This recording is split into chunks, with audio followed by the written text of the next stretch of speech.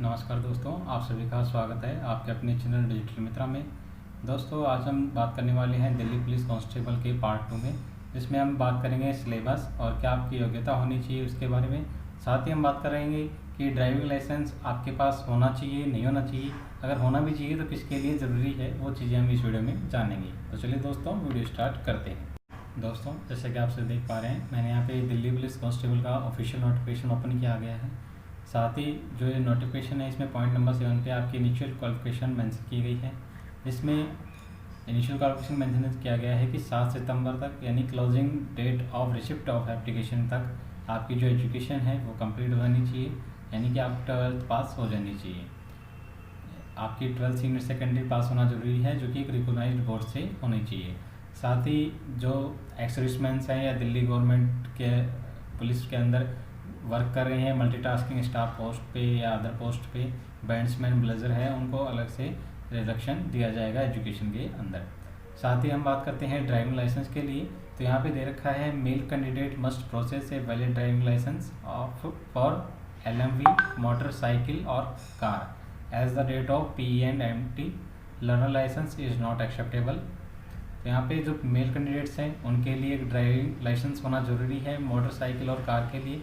Learner licence यहाँ पे नहीं मान्य होगा, जो कि आपको फिजिकल एंट्रेंस टेस्ट और मेडिकल के टाइम पे आपको देना होगा। Candidate who have not acquired the initial education qualification as on the date specified date will not be eligible and need not apply. अगर उनके पास एजुकेशन नहीं है, आपके पास ड्राइविंग लाइसेंस नहीं है, तो आप इस फॉर्म के लिए एलिजिबल नहीं हैं, अपना फॉर्म फिलअप नहीं करें। साथ ही यहाँ पे as per ministry of human resource development notification dated 10/6/2015 published in gazetted of India, all degree diploma certificate awarded through open and distance learning mode of education by the university established by an act of parliament of state legislature institution deemed to be university under session of the grant commission. तो यहाँ पे ये चीज़ें mention की गई हैं, लोग के बारे में यहाँ पे बताया गया है कि आपकी जो डिग्री है, सर्टिफिकेट है, एजुकेशन क्वालिफिकेशन सर्टिफिकेट है, वो वैलिड होना चाहिए, रिकॉग्नाइज्ड जो यूनिवर्सिटी है उनके थ्रू। अगर आप ओपन से करते हैं तो जैसे इग्नू है, VMU अपने राजस्थान के अंदर है, इस तरीके से यूनिवर्सिटी से आपके पास में अप्रूव्ड यूनिवर्सिटी से होना चाहिए। और यहाँ पे ये दिया गया है कि आपका जो all candidates who are shortlisted by the commission for physical endurance and measurement test यानी physical endurance test और medical जो आपका होता है will be required to produce the relevant certificates such as mark sheets, provisional certificates, etc. for completion of request educational qualification in original as proof of having acquired the minimum education qualification on the before 7/9/2020 closing date of receipt of application। यानी कि आपको जो ये documents हैं, physical जो आपका test होगा, measurement जो आपका टेस्ट होता है, उस टाइम पे आपको ओरिजिनल डॉक्यूमेंट्स जो है कैरी करके लेके जानी है। मेनली जैसे आपका जो क्वालिफिकेशन है एजुकेशन का, यानी कि आपके 12th की मार्कशीट और ड्राइविंग लाइसेंस, तो आपको वहाँ पे कैरी करके ले जाना है, जो कि 7/9/2020 तक के आपके पास आउट होनी चाहिए। उसके बाद के अगर आपके पास सर्टिफिकेट है तो नॉट एलिजिबल है, यानी कि आपको शॉर्ट लिस्ट में नहीं डाला जाएगा। साथ ही यहाँ पे incentive to NCC certificate holders के लिए यहाँ पे एक्स्ट्रा इंसेंटिव मार्क्स दिए गए हैं, बोनस मार्क्स इसे हम बोल सकते हैं NCC सर्टिफिकेट्स के लिए। अगर आपके पास में NCC सर्टिफिकेट B है, C है, तो जैसे C सर्टिफिकेट के लिए 5% of maximum marks of examination, और NCC के B सर्टिफिकेट के लिए 3% of maximum marks of examination, NCC A certificate के लिए 2% of maximum marks of examination आपको दिए जाएंगे।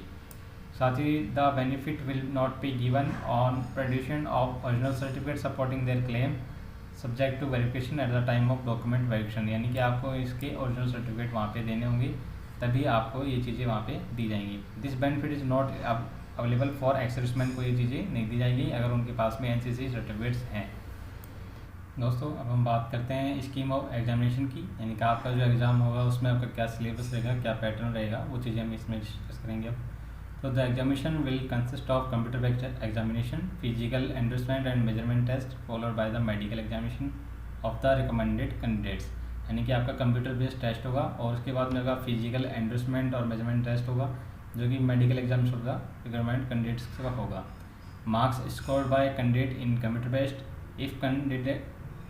if conduct in multiple shifts will be normalized by using the formula finished by the commission through notice number dated, and such normalized score will be used to determine final merit list and cut off marks। यानी कि आप जो computer based exam में जो marks receive करेंगे उसमें normalisation का formula apply किया जाएगा। साथ में जो नॉर्मलाइजेशन किया जाएगा वो आपकी फाइनल मेरिट लिस्ट और कट ऑफ मार्क्स पे शो किया जाएगा। The dates of examination indicated in the notice are tentative. Any changes in the schedule of examination will be informed to the candidate only through the website of the candidates। यानी जो examination dates हैं वह फिलहाल डाल के दी गई हैं, नवंबर से दिसंबर के बीच में आपका जो एग्ज़ाम होगा। साथ ही जो बोर्ड है उसमें कुछ चेंजेस करना चाहे तो कर सकता है। कंप्यूटर बेस्ड एग्जामिनेशन की बात करें तो यहाँ पे 1 objective type multiple choice paper होगा आपका।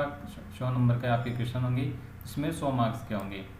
इसमें बात करें सब्जेक्ट की, पार्ट ए के अंदर आपका जनरल नॉलेज करंट अफेयर्स होगा जिसमें 50 क्वेश्चंस होंगे, मिनिमम मार्क्स आपके 50 होंगे। बात करते हैं पार्ट 2 की, जिसमें आपकी रीजनिंग होगी, 25 क्वेश्चंस होंगे, 25 मार्क्स के होंगे। पार्ट सी के अंदर न्यूमेरिकल एबिलिटी यानी कि मैथमेटिक्स एक तरीके से आपकी 15 क्वेश्चंस होंगे, मैक्सिमम मार्क्स 15 के होंगे। और पार्ट डी के अंदर आपका computer fundamental, MS excel, MS word, communication, internet से रिलेटेड आपके क्वेश्चन होंगे, 10 क्वेश्चन होंगे, 10 मार्क्स के होंगे। आपका जो ड्यूरेशन होगा पेपर का वो 90 मिनट्स का होगा। साथ ही there will be negative marking of 0.5 marks for each wrong answer. Candidate are therefore advise to keep this mind while answering the question. आपकी 0.25 जो है नेगेटिव मार्किंग भी रखी गई है। साथ ही जो कंप्यूटर बेस्ड आपका एग्जामिनेशन होगा वो इंग्लिश और हिंदी दोनों में होगा, और इसकी जो आंसर की है वो आपकी अवेलेबल करवा दी जाएगी। और यहाँ पे मेंशन किया गया है कैंडिडेट में गो थ्रू द आंसर की and submit representation if any on payment of 100 पर question with in the time limit given by the commission through online modality only. यानी कि आप अगर ऑब्जेक्शन करना चाहें आंसर की पे तो उस पर आपका पर क्वेश्चन आपके 100 रुपीज़ लगेंगे, आप उस पर ऑब्जेक्शन कर सकते हैं, जो कि कुछ लिमिट टाइम के लिए ही डाला जाएगा। The syllabus for the computer based examination will be follows. यानी कि जो आपका सिलेबस है वो नीचे यहाँ पे दिया रखा है। General knowledge and current affairs के अंदर question in the compartment will be aimed at testing the candidates general awareness. Question will be design to test knowledge of current event of such matters of everyday. Observation and experience in the scientific aspect as may be affected and conduct person। यहाँ पे sports का, history का, culture का, geography का, Indian economy की, general polity, ये सारी चीज़ें आप यहाँ पे देख सकते हैं। नोटिफिकेशन में जाके आपको ये अटैचमेंट भी मिल जाएगा, आप वहाँ से जाके इसको डाउनलोड कर सकते हैं।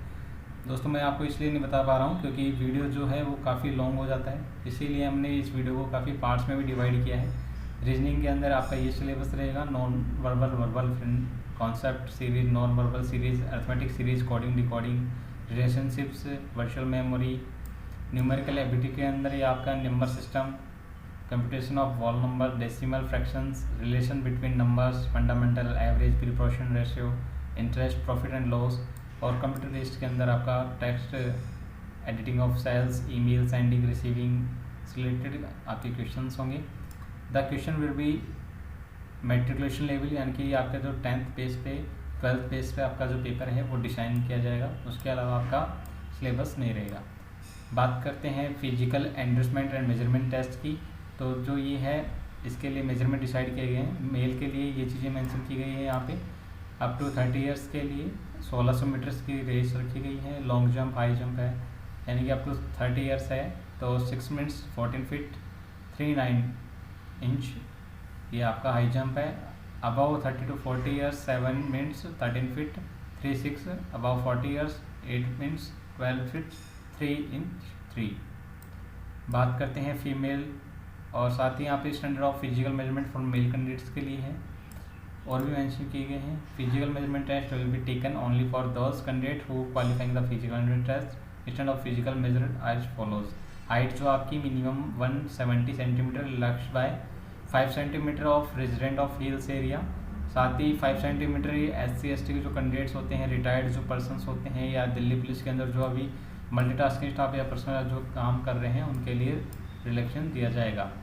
बात करते हैं चेस्ट की, तो 81 centimetre with minimum of 4 centimetre expense आपका होना चाहिए, यानी कि आपकी जो चेस्ट का है वो 81 से लेकर 85 के बीच में आपका होना चाहिए। साथ ही हिल्स एरिया SC/ST दिल्ली के जो एम्प्लॉयज़ वगैरह हैं मल्टी टास्क उनको 5 सेंटीमीटर का रिलैक्सेशन दिया जाएगा। बात करते हैं फीमेल कैंडिडेट्स के बारे में, तो उनके लिए जो अप टू 30 ईयर्स है 8 मिनट्स दे रखे हैं 60 मीटर्स के अंदर, 10 फीट है लॉन्ग जंप, हाई जंप के अंदर 3 इंच का रखा गया है। अबाउ 30 to 40 ईयर्स के 9 मिनट्स 9 फीट और to 9, above 40 years 10 minutes 8 feet to 6। बात करते हैं यहाँ पे फिजिकल मेजरमेंट ऑफ फीमेल के लिए, तो यहाँ पे हाइट जो रखी गई है उनकी मिनिमम 157 सेंटीमीटर हाइट होनी चाहिए। साथ ही जो हील एरिया है SC/ST से कोई बिलोंग करते हैं उनके लिए 2 सेंटीमीटर्स का यहाँ पे रिलैक्स किया जाएगा। साथ ही जो दिल्ली के अंदर काम कर रहे हैं, दिल्ली पुलिस के अंदर मल्टीटास्किंग स्टाफ या दिल्ली पर्सनल के अंदर, तो उनको 5 सेंटीमीटर का यहाँ पे रिलैक्स दिया जाएगा। यहाँ पे मेडिकल स्टैंडर्ड्स दिए गए हैं कि आपकी क्या मेडिकल स्टैंडर्ड्स होने चाहिए। तो दोस्तों, अगर आपको ये जानकारी अच्छी लगी हो तो हमारे इस वीडियो को लाइक करें। साथ ही अगर आप हमसे कुछ पूछना चाहें तो आप हमें कमेंट सेक्शन में जाके पूछ सकते हैं। साथ ही अगर आप हमारे चैनल पे नए हैं तो चैनल को सब्सक्राइब कर लें, जिससे कि आपको सभी प्रकार की लेटेस्ट जॉब्स एडमिट कार्ड की जानकारी टाइम टू टाइम मिलती रही। तो चलिए दोस्तों, बाय बाय। दोस्तों, अगर आपको ये जानकारी अच्छी लगी हो तो हमारे इस वीडियो को लाइक करें। साथ ही दोस्तों, अगर आप घर बैठे फॉर्म फिलअप करवाना चाहते हैं तो आप हमें दिए गए नंबर्स पे कॉल या व्हाट्सएप करें, या आप हमें अपने डॉक्यूमेंट्स मेल ID पे भी सेंड कर सकते हैं। तो दोस्तों, आप सभी इसका स्क्रीनशॉट ले लें। अगर आप फॉर्म फिलअप करवाना चाहें तो आप हमें कांटेक्ट कर सकते हैं। साथ ही दोस्तों, अगर आप हमारे चैनल पर भी नए हैं तो चैनल को सब्सक्राइब कर लें, जिससे कि आपको सही प्रकार के latest jobs admit card results की जानकारी टाइम टू टाइम मिलती रहे। तो चलिए दोस्तों, बाय बाय।